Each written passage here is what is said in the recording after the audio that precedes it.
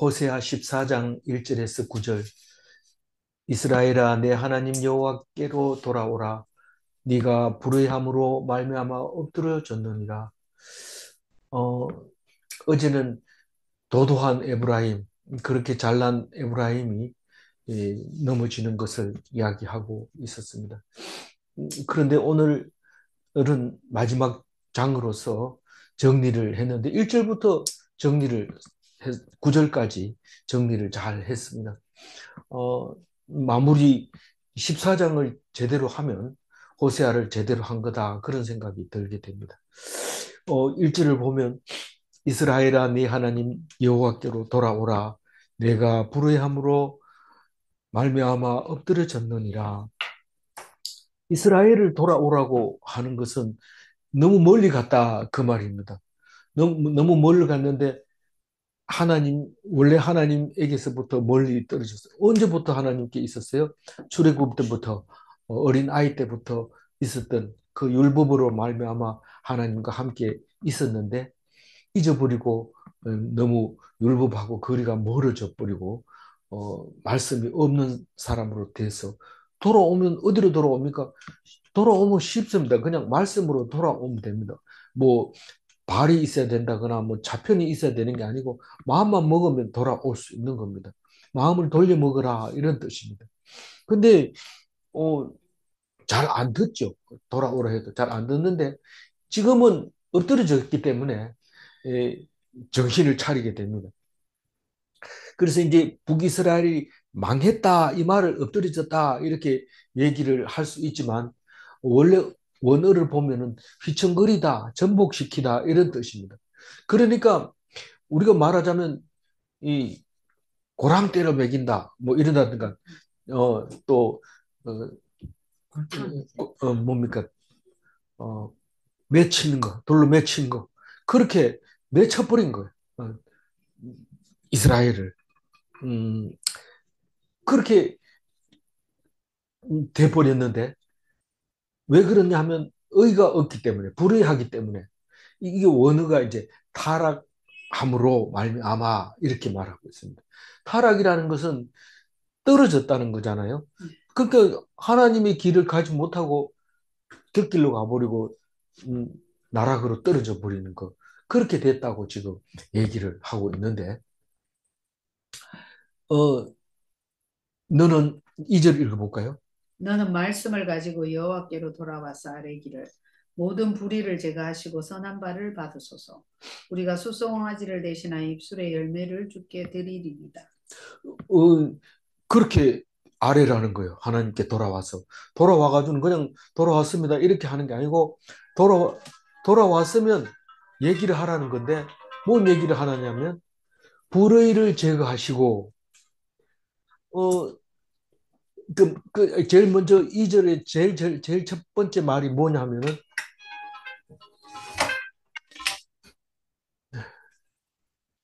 영화 보러 갈 때도 전화기를 끄는데 묵상하러 와가지고 전화기를 켜면 안 되죠. 뭘 가지고 가라고요? 돌아올 때는. 말씀을 하나님 앞에 돌아올 때는 말씀을 가지고 돌아와야 돼요. 그냥 돌아오면 안 됩니다. 그래서 그 말씀이 뭐냐고 물어보면 의견, 연설, 그런 건데, 돌아와서 하나님께 아뢰기를, 이 말인데, 아뢰다는 것은 기도한다는 말이잖아요. 근데 말씀을 안 가지고 기도하면 안 돼요. 말씀을 가지고 기도해야 돼요. 그런데 그게 중요한 말이잖아요. 뭐 중요하지 않는 말이 하나도 없었습니다만은, 이 2절 말씀은 꼭 기도할 때 말씀을 가지고 와서 기도를 해라. 근데 뭐를 기도를 하려 하면은 모든 불의를 제거하시고 선한 바를 받으소서, 이거는요 긍휼을 비는 말입니다. 내 불의를 제거해 달라는 거예요. 내가 불의 때문에 이제 망하게 돼서 엎드려지게 되고 쓰러지게 됐는데, 이거를 제거해 달라고 하는 것은 내가 지금 아파서 넘어졌는데 그 엄마한테, 아버지한테 안 아프게 해달라고 떼쓰면서 무릎을, 깨진 무릎을 갖다 대는 거죠. 호해달라고. 그래, 지금 불의를 제거해달라고 얘기를 하고 있습니다. 그게 말씀에 나와. 그렇게 하라는 거예요. 하나님 앞에. 긍휼을, 긍휼을 빌으라는 거죠. 죄인을 불쌍히 여기소서. 죄인인지 아닌지 어떻게 알아요? 말씀 속에 있기 때문에 알지. 말씀 없이는 내가 왜 불쌍해? 내가 왜 죄가 져서 불의해? 이렇게 말할 텐데, 말씀 때문에 알게 되는 거죠. 그래서 그거를 알고 나니까 아버지가 제거해 줄 수 있다는 것을 알게 되고, 아버지한테 부탁을 하는 거죠. 남편에게 부탁하는 거죠. 그리고 선한 발을 받으소서. 이 선하다는 것은 우리가 여태까지 계속 해왔지만은 좋은 거를 얘기합니다. 내한테 좋은 것만 받아주세요. 내한테 내 이쁘다고 생각하는 것만 받아주세요. 그렇게 얘기하고. 뭐, 옳지. 그러니까 이건 자세를 이렇게 낮춰가지고 이쁘게 받아달라고 얘기를 합니다. 그러니까 그러면서 뭐라고 해요? 우리가 수송아지 대신하여 입술의 열매를 주게 드리니이다. 이렇게 얘기합니다. 수송아지가 뭡니까? 제사 아닙니까? 그건 하나님께도 드리고 우상에게도 드리던 송아지 아닙니까? 그런데 우리는 우상에게 하나님께 송아지 잡아라 드리라는 율법을 가지고 하나님께 안 드리고 우상에게 드렸는데 하나님한테 와서 말씀을 드리다 보니까 송아지 제사 내가 안 먹는다. 마당만 바른다. 너희들 시끄럽다. 뭐 소리 지르고 이런 거 시끄럽다. 그럼 뭘 원합니까? 나는 긍휼을 원한다. 그렇게 얘기를 하고 있는 겁니다. 긍휼이 뭡니까? 인애잖아요. 헤세드잖아요. 낭비하는 사랑입니다. 내가 무슨 불의를 제거해 주세요. 이러면 내가 잘했다고 그런 게 아니고 내가 넘어졌으니까 내가 힘드니까 엄마 이거 봐주세요. 이거 좀 안 아프게 해주세요. 호해 주세요. 이건데 내가 뭐 잘해서 이걸 고쳐달라고 엄마한테 내놓고 막 야단치면서 안 고쳐주면 혼내줄 거야. 그렇게 하지는 않는 그게 아니란 말이에요. 이건 인애기 때문에 자비기 때문에 근데 필요 이상으로 하나님이 사랑을 해주는데 그게 헤세드라는 거예요. 막 쏟아부어주는 사랑 그게 인애입니다. 사실은 하나님한테 잘못했습니다. 용서해 주세요. 이러려면 입이 안 떨어집니다. 이게 너무 체면이 없어가지고 부끄럽고 말하기도 싫고 뭐 죽이려면 죽이라 이러고 말 안 합니다. 끝까지. 부끄러우니까 내가 말하는 순간 내가 나를 용서를 못하기 때문에 말을 못하는 거죠. 근데 불쌍한 사람은 나 죽는다. 이 길로 나 죽으면 좋겠어요. 이러면서 막 대드는 거죠. 그러면서 불쌍히 여기달라고 막 하는 겁니다. 그래서 입술의 열매는 뭡니까? 입술의 열매는 말한 대로, 기도한 대로, 음, 믿는 대로 그 입술로 고백하는 거를 말하잖아요. 하나님을 아는 글을 말하잖아요. 그 말씀을 가지고 하나님을 안 것을 말하는데 그게 입술의 열매로 하나님께 너희들은 제사 지낼 때 입으로 드리나? 입으로 드린다. 그 형님, 형님 얘기가 한날 기억이 납니다. 뭐, 왜 그런 뜻으로 얘기했는지 모르지만, 입으로 제사 지내면 3천만이 굶어 죽는 일이 없다, 이런 얘기를 하는데, 옛날에는 제사 먹으려고 제사를 지내는 거죠. 그러니까 제사가 없는 집에는 헛제사법을 자꾸 하게 되는 거죠. 근데, 이스라엘 마찬가지입니다. 고기라 이러면 제사 지낸 고기를 하지. 어, 그러니까 다른 사람들이 파는 고기, 그거는 사도 바울이 나는 평생 고기를 안 먹겠다 실족하는 사람이 있다면 이렇게 얘기했을 때 제사 안 지낸 고기를 말하고 있는 거죠. 그래서 이스라엘 백성은 늘 희생 먹고 싶으면 제사 지내고 그 고기 먹고 이렇게 했던 그러는 것을 알 수 있습니다. 그런데 그 입술로 죽게 드리겠다는 거예요. 송아지 안 잡겠다는 거예요. 그 우리는 송아지 잡는 개신교는 하나님께 드린다고 송아지 잡는 일은 절대로 없습니다. 맨날 제단 쌓는다 하면서 가보면 설교하고 찬송하고 기도하고 그리고 나오는 게 그게 제단 쌓았다고 얘기를 하는데 유대인들이 볼 때는 하하하 웃죠. 기가 찬다 이런데 우리는 유대인들 보고 그게 예수님으로 말미암아 쓸데없는 소 잡아가지고 애만은 손만 잡고 너들 먹고 싶으니까 그런 거 아니냐 이렇게 손가락질 하지만 그 사람들은 또 우리를 보고 손가락질 합니다. 누가 불쌍하냐? 모릅니다. 하나님 압니다. 기독교인 보고는 뭐라고 불쌍하다 그래요? 너희들은 유대인 보고 손가락질 하면서 믿지도 않고 또 성경도 안 보면 더 못하다고 얘기를 할 때 부끄럽습니다, 우리는. 그걸 솔직하게 고백해야 되죠. 그게 이제 6장 6절에 나는 인애를 원하고 제사를 원하지 아니하며 번제보다 하나님 아는 것을 원하노라. 이 아는 게 제사 지내는 건데 그거를 네, 뭐 우리 입술의 열매를 드린다 이렇게 하죠. 입술이 예 그래서 시편에 뭐 이거 뭐 줄여놓은 거니까 안 읽어도 되지만 그래도 황소를 드림보다 여호와를 더욱 기쁘시게 함이 될 것이라. 뭐가요? 긍휼이. 마태복음에는 예수님이 오시는 것은 긍휼을 원하고 제사를 원하지 않는다는 말이 내가 그래서 긍휼을 위해서 내가 왔다. 불쌍한 죄인을 왔지 죄가 없는 사람은 나한테 나는 내가 소용이 없다 그 얘기를 하고 제사 사무엘상에서는 제사보다 낫고 듣는 것이 수양의 기름보다 나으니 이 말은 들으라는 것이고 요한 1서 2장 3절에는 그의 계명을 지키면 이로써 우리가 그를 아는 줄로 알 것이요. 그런데 우리는 계명이 뭔지도 모르면 알 수가 없어요. 그래서 계명을 알아야지 아는 것이고 그 계명이 그렇게 지키기 힘든 거를 예수님이 대신해서 다 완성시켜 주셨다. 그런 생각을 하면 날마다 은혜 그 성경을 읽을 때마다 은혜가 되고 힘이 나고 똑바로 가게 되고 바른 길을 찾을 수 있게 되고 그런 거죠. 그래서 말씀이 우리에게는 길이 됩니다. 3절 읽어볼까요? 우리가 습의 구원을 의지하지 아니하며 말을 타지 아니하며 다시는 우리의 손으로 만든 것을 향하여 너희는 우리의 신이라 하지 아니하오리니 이는 고아가 주로 말미암아 긍휼을 얻었음이니이다 할지니라. 그래서 이 호세아는 그 글을 쓸 때 문장을 쓸 때 한참 계속 반복해서 읽든지 아니면 외우든지 이래야 이해가 가지. 쏙 지나가 버리면 그게 무슨 뜻인지 모르는 말들이 많이 숨어 있습니다. 표현 방법이 그렇습니다. 근데 이 3절을 읽어보면은 신앙 고백이에요. 3절은. 신앙을 고백해라. 할지니라. 이 말은 너희들이 신앙을 고백해라. 우리 신앙 고백은 각자 하는 거지 뭐 이러는데 그게 아니고 신앙 고백을 날마다 고백하도록 강제로 해놓잖아요. 안 그러면 잊어버립니다.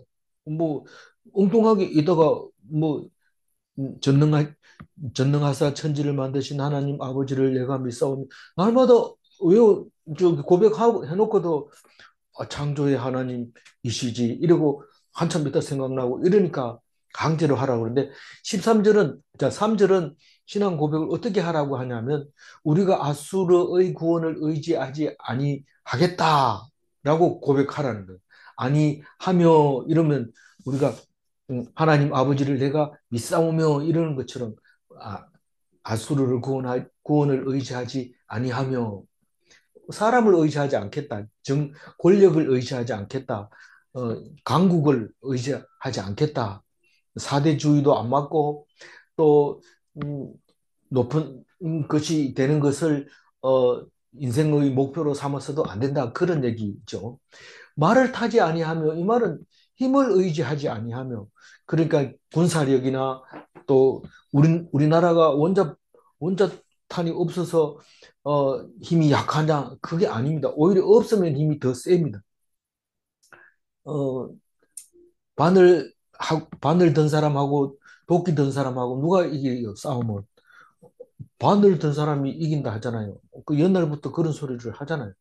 그래서 우리는 바늘을 잘 사용해야 되는데 자꾸 도끼를 만들려고 하다가 엄청 많은 바늘을 만들 수 있는데 도끼 만들려고 바늘 하나도 안 만들어 놓으면 결국은 항복하게 됩니다. 그래서 옛날 어른들 얘기를 좀 기타나 들어야 되는데 이 그게 써놓은 게 없으니까 성경이 제일 좋은 거죠. 그게 써놓은 게 있으면 좋은데 우리는 아직 이스라엘에 비하면 아무것도 아닙니다. 똑같은 5천 년 단군 할아버지 역사를 가지고 있더라도 그것은 우리에게 전달이 안 되고 그냥 전설로만 전달이 되는 바람에 우리는 모릅니다. 근데 성경은 자세하게 알려주고 있기 때문에 성경을 의지하는 수밖에 없습니다. 뭐 다른 방법이 없어요. 다른 뭐 길이 있으면 그 길로 가면 되는데 없어요. 오직 성경밖에 없습니다. 어, 다시는 우리 손으로 만든 것을 향하여 우리 손으로 만든 것을 향하여 우상을 많이 섬겼다는 겁니다. 이제는 다시는 안 그러겠습니다. 이 말입니다. 너희는 우리의 신이라 하지 아니하오리니 이는 고아가 주로 말미암아 긍휼을 얻었음이니이다 할지니라. 고아가 주로 말미암아 긍휼을 얻었음이니이다. 이렇게 쓰는 문장은 뒤에서도 이게 나오는데 이게 우리말로 요즘 글 쓰는 순서대로 우리말로 바꾸면 고아인 나는 하나님의 긍휼을 얻습니다. 이런 말입니다. 이게 고아가 주로 말미암아 긍휼을 얻었음이니이다. 이 말은 고아인 나는 하나님의 긍휼을 얻습니다. 다시 말해서 긍휼히 여겨 주소서 이런 말이죠. 여겨 주심을 믿습니다. 이런 말이죠. 그러니까 내가 우상을 섬기지 않을 테니까 하나님께서 긍휼히 여겨 주십시오라고 신앙을 고백을 하라는 겁니다. 고백이니까 하여 주소서가 아니고 긍휼을 얻습니다. 이렇게 마무리를 해야 되겠죠. 그렇게 하면 하나님이 어떻게 될까요? 고쳐줍니다.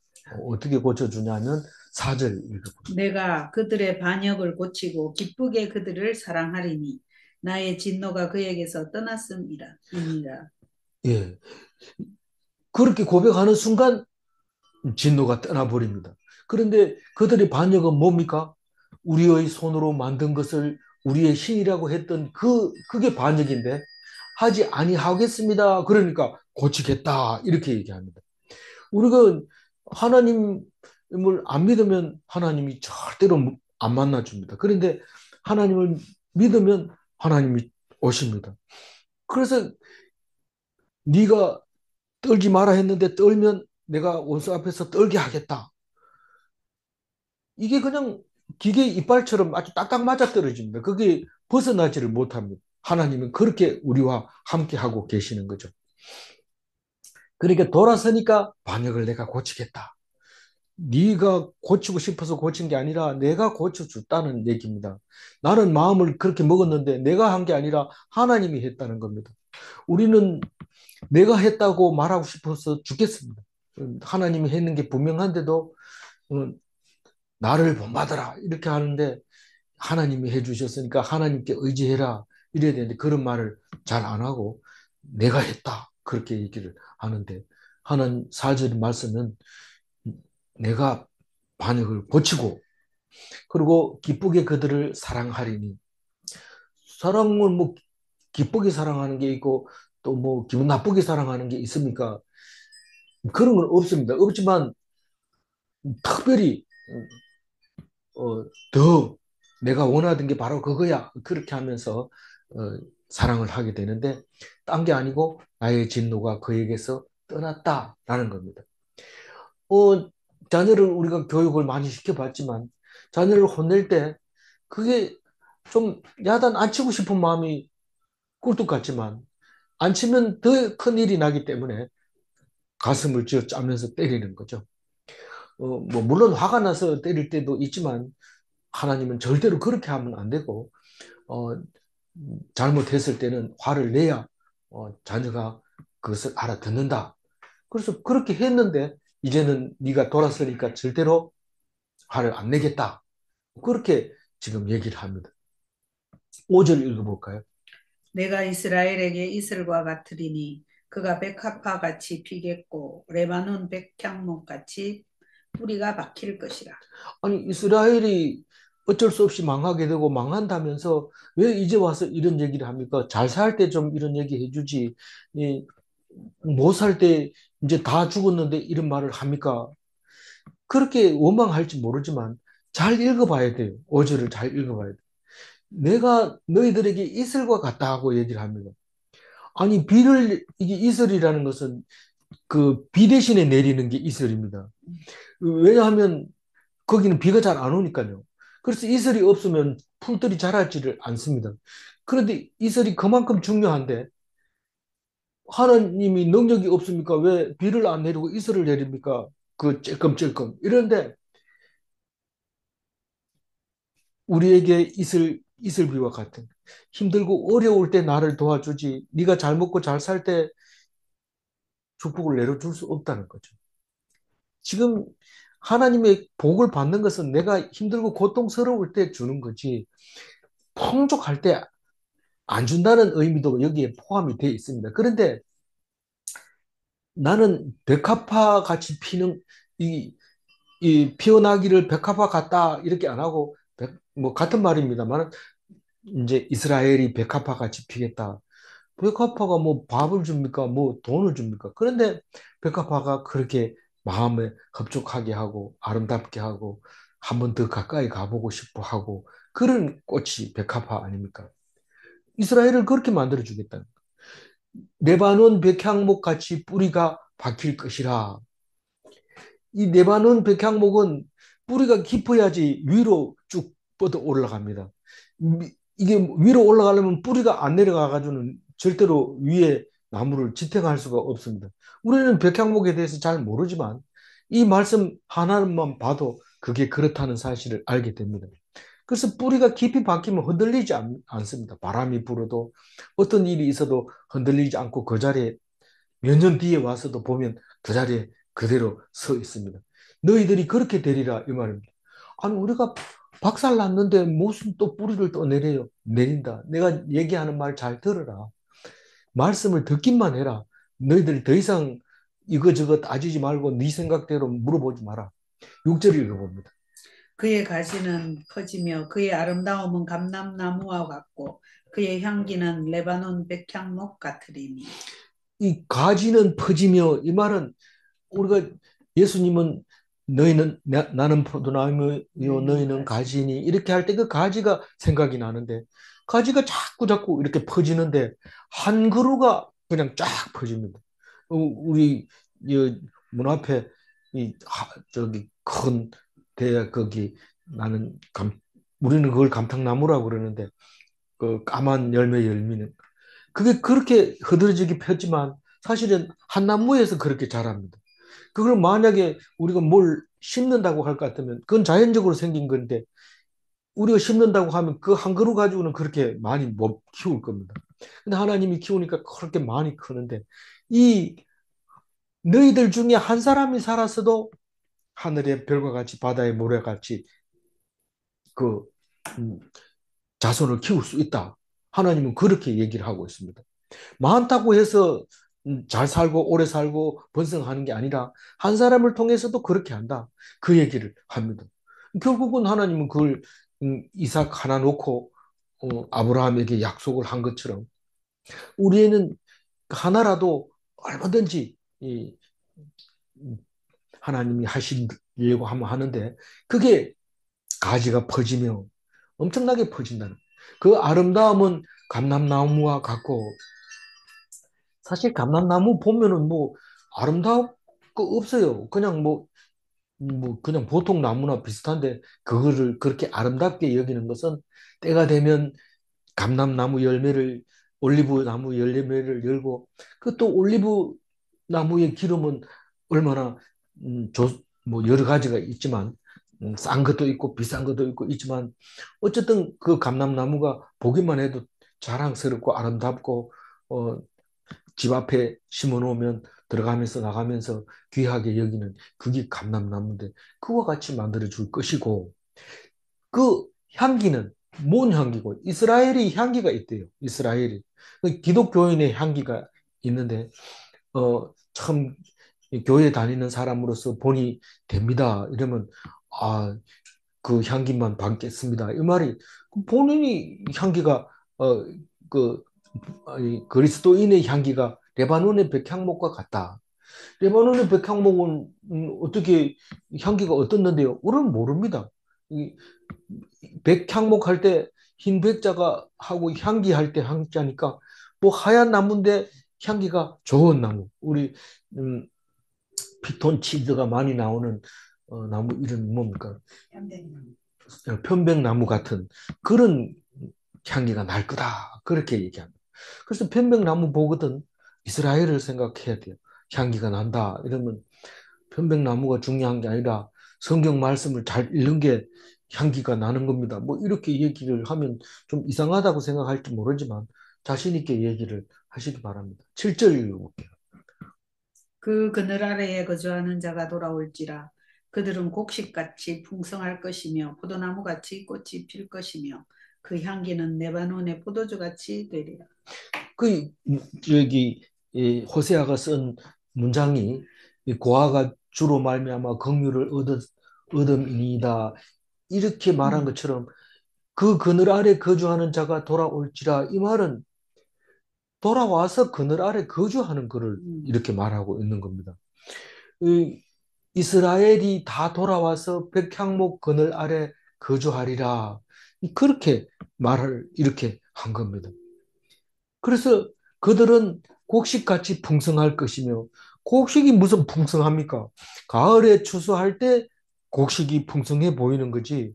근데 풍성하다는 단어는 곡식에만 썼다는 거죠. 이 단어를. 그러니까 곡식 이러면 풍성함 이게 따라다녔던 건데 물론 곡식이 풍성하지 못할 때도 있지만은 그래도 이 사람들은 그렇게 말하면 그렇게 찰떡같이 알아듣는다. 그 말이나 마찬가지로 이렇게 이 단어가 그렇게 사용되어졌다는 겁니다. 그리고 포도나무 같이 꽃이 필 것이며 다른 나무도 꽃이 피는데 포도나무가 꽃이 핀다는 것은 이 이스라엘 백성들이 딱 보면은 기분이 싹 좋아지는 거죠. 딱 좋아지는. 곡식만 생각해도 기분 좋아지는데 포도나무 이러면 그 꽃핀 게 눈에 들어오고 그림이 그려진다는 겁니다. 그 향기는 레바논의 포도주 같으리라 같이 되리라 이렇게 얘기할 때 이 향기는 백향목 향기가 최고 아닙니까? 이런데 레바논의 포도주가 그 레바논의 백향목 때문에 그런지 몰라도 포도주가 냄새가 아주 좋다는 거예요. 그래서 술 마실 때 꼭 이 코에다 갖다 대보고 냄새 맡아보고 마시는데 애주가들은 그렇죠. 그런 것처럼 음, 그 포도주 냄새가 난다. 나쁘지 않다는 거죠. 그리고 어, 포도나무, 포도주 이게 다 같이 연결되는 거니까 그렇게 표현을 하지 않았나 그렇게 생각되지. 그래서 우리는 잘 모르지만 이걸 자주 읽어보는 그 유대인이나 히브리인들은 그냥 기분 좋은 거예요. 7절 읽어보면 너희들이 그렇게 된다 이러면 우리가 그렇게 된대 이러면서 좋아하면서 외웠을 것 같은가요? 이 시가 8절 읽어볼까요? 에브라임의 말이 내가 다시 우상과 무슨 상관이 있으리요 할지라 내가 그를 돌아보아 대답하기를 나는 푸른 잣나무 같으니 네가 나로 말미암아 열매를 얻으리라 하리라. 아까 신앙 고백할 때도 나왔지만은 다시 한번 이 에브라임이 고백을 하면 하나님이 또 응답을 하는데 언약을 해줍니다. 에브라임의 고백과 하나님의 언약인데 에브라임 고백 딴 거 아니잖아요. 나는 이제 우상과 상관없습니다. 아까도 그런 얘기를 너희는 우리 신이 아니라고 우상 보고 얘기했는 것처럼 이제는 우상과 나는 상관이 없습니다. 이렇게 고백을 하면 하나님은 네가 내 열매를 맺으리라 이렇게 얘기를 합니다. 하나님이 뭔데 열매를 맺습니까? 이렇게 앞에서 너희는 가지고 나는 포도가 아니고 백항목 가트리니 그 그늘 아래 거주하는 자라고 했고 어, 했으니까 어, 아마도 여기 6절, 7절은 레바논의 백항목의 가지 이 좀으로 기록을 하고 있지만 뒤에 포도나무가 있고 이래서 이 사람들이 맨날 이것을 읽고 외우면서 백항목은 레바논에만 나지 이스라엘은 안 나니까 예수님이 오셨을 때는 백항목은 애들이 잘 모르지만 포도나무는 아니까 예수님이 포도나무 내가 포도나무다 너희는 가지다 그렇게 얘기하지 않았을까 그런 생각이 듭니다. 4장 13절에, 호세아 4장 13절에 뭐라고 해놨느냐면, 그 나무 그 나무 그늘이 좋음이라. 좋음이라. 그러므로 너희 너희 딸들은 딸들은 음행하여 너희 하며 너희 너희 며느리들은 며느리들은 간음을 간음을 행하는도다. 행하는도다. 이게 이제 높은 산, 낮은 산, 어, 또 상수리 나무 아래, 푸른 나무 아래 이렇게 이제 그 우상을 섬기던 얘기를 하면서 딸들이 며느리들이 언행을 했다. 이렇게 고멜 얘기가 아직 남아 있을 때 그런 얘기를 했습니다. 그런데 나무 그늘이 좋아서 그렇게 갔다고 얘기를 했는데, 푸른 나무가 그렇게 좋아서 갔다고 했는데, 이제는 그보다 더 좋은, 가는보다 더 좋은 하나님을 아는 것이 여기 있다. 그렇게 얘기를 하는데, 이, 나는 푸른 잣나무 같으니, 백향목도 아니고 잣나무 같으니, 네가 나로 말미암아 열매를 얻으리라. 너희들은 가지가 돼서 잣나무 가지의 열매를 얻을 것이다. 잣나무 가지 열매는 뭡니까? 잣이죠. 이게 뭡니까? 잣입니다. 이렇게 잣을 버리고. 이게 뭡니까? 이렇게 가시오. 이런 거 갓부르고. 이런데 이 잣나무 열매, 이게 너희들에게 열리는다. 그래서 말씀을 하시는 겁니다. 그래서 우상과 관계 없으면 내 열매를 맺게 된다. 우상과 관계 없으면 나는 없으니까 맺겠지. 이런데 그게 아니고 어, 여전히 우상을 가지고 있으면서 없다고 생각을 하는 거죠. 속는 거죠. 없으면 그 자리에 하나님의 자리가 딱 들어가는데 딱 하나님보다 더 좋은 게 있으면 우상을 섬기는 거고 하나님이 제일이면 우상이 없는 거고 그런데 하나님이 제일인 사람이 얼마나 될까요? 없죠. 없다고 봐야 되죠. 어쨌거나 그런 얘기를 8절에 하고 있습니다. 우리가 우상과 상관없습니다. 이렇게 말하는 순간 하나님이 열매를 맺을 수 있다고 지금 8절에서 얘기하는데 호세아의 마지막 구절은 뭐라고 할까요? 한번 읽어봅니다. 누가 누가 지혜가 지혜가 있어 있어 이런 이런 일을 일을 깨달으며 깨달으며 누가 누가 총명이 총명이 있어 있어 이런 이런 일을 일을 알겠느냐. 알겠느냐. 여호와의 여호와의 도는 도는 정직하니 정직하니 의인은 의인은 그 그 길을 길로 다니거니와 다니거니와 그러나 그러나 죄인은 죄인은 그 그 길에 길에 걸려 걸려 넘어지리라. 넘어지리라. 이 구절은 선지자 여 호세아가 선지자 호세아가 하나님을 아는 일에 대해서 얘기하고 있습니다. 호세아의 야다 이렇게 제목을 잡았는데 누가 지혜가 있어 이런 일을 깨달으면 이런 일이라는 것은 호세아의 말씀, 호세아의 예언, 성경 이걸 말하고 있는데 누가 이걸 깨닫겠느냐? 누가 총명이 있어 이런 일을 알겠느냐? 그러면서 여호와의 도라고 얘기를 합니다. 그래서 지혜의 말씀, 총명의 말씀, 이 총명의 말씀은 뭘까요? 분별하다, 숙고하다 이런 말입니다. 지혜는 성경을 말할 때 대표적으로 성경이 뭐냐, 지혜의 말씀이다 이렇게 대표니까 더 이상 설명을 안 해도 되지만 총명이라는 말을 지혜에 다 따라서 얘기를 합니다. 지혜의 말씀, 총명의 말씀 항상 그렇게 따라다니는데 분별하다, 깊이 생각하다 이런 말입니다. 근데 그게가 하나님의 도라는 겁니다. 그 하나님의 도는 하나님의 길, 진리의 길, 정직한 길, 정직하니 의인은 그 길로 다니거니와 의인이 가는 길이 뭐 의인은 주야로 묵상하는 거죠. 그게 의인의 길. 어, 안 믿는 사람은요? 안 믿는 사람은 안 보죠, 성경을. 그럼 어떻게 봐요? 아주 불편하게 봅니다, 성경을. 어, 죄인은 그 길에 걸려 넘어지리라. 안 믿는 사람이 죄인입니까? 그렇습니다. 안 믿는 사람은 죄인입니다. 믿는 사람은 의인입니다. 어, 그러면 어디 가서 나도 의인이라 하면 됩니까? 됩니다. 되는데 믿는지 안 믿는지는 모르니까 그거는 거짓말 하는지도 모르니까 인정받을 생각은 하면 안 됩니다. 내가 의인이다 이렇게 얘기할 때 인정받을 생각만 안 한다면 그렇게 말하는 거는 본인의 문제니까 상관없습니다. 믿음으로 말미암아 죄가 사함 받고 사함 받음으로 말미암아 의롭다게 인정받는 거니까요. 그래서 죄인이 걸려 넘어지는 돌이 뭘까요? 이게 성경인데 말씀인데 이 누가 넘어졌을 거예요? 예수님 때 와서. 그 바리새인들이 걸려 넘어지잖아요. 왜냐하면 율법으로 해석을 하니까 힘들고 어렵고 무거운 짐이 되는데 예수님이 와서 다 파해버리고 안식일을 안 지키는 것 때문에 죽이려고 하는 사람도 예수님이 주인은 나다. 근데 누구를 죽여? 그러면서 안식일은 살리려고 준 건데 왜 사람을 죽이냐? 이러면서 말할 때 그게 바리새인들이 볼 때는 신성 모독이 확실합니다. 네가 누군데 그런 말을 하느냐? 이러면서 죽이게 되는데 결국은 그게 하나님을 대적한 죄인이 돼버리고 걸려 넘어서 실족하게 된 일이 생기게 되는 겁니다. 그게 베드로 전서 2장 8절에 그렇게 되어 있습니다. 한번 읽어볼까요? 마지막입니다.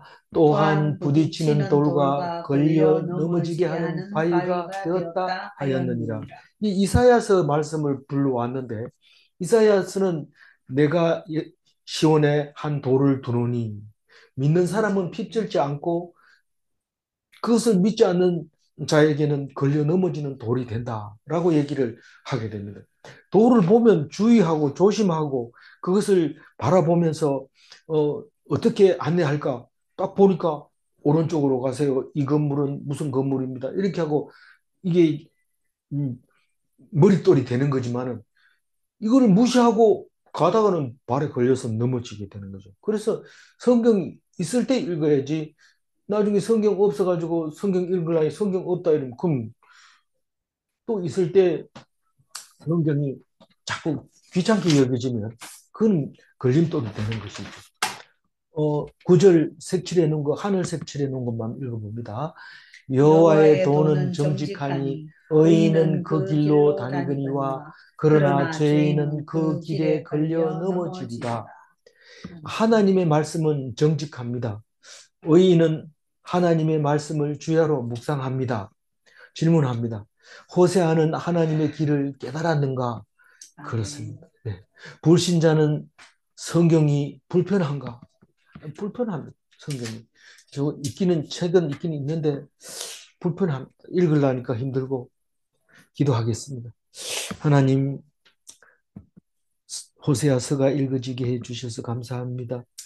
말씀이 이해되어지고 마음이 편해지게 해주셔서 감사합니다.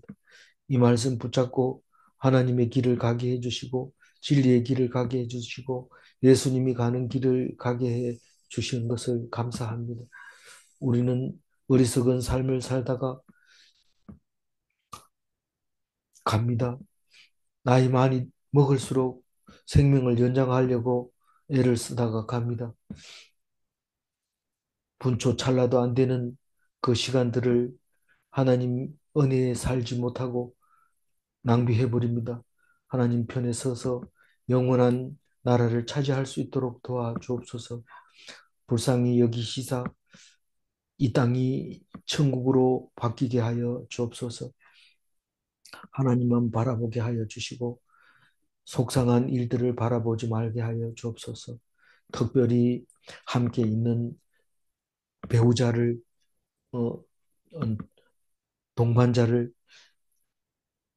하나님 보듯 하게 하시고 고멜과 같이 말게 하시고 패역한 아들과 같이 되지 말게 도와주시옵소서. 오직 주님만 의지하게 하여 주옵소서. 감사드리옵고 우리 주 예수 그리스도 이름으로 기도 올리옵나이다. 아멘.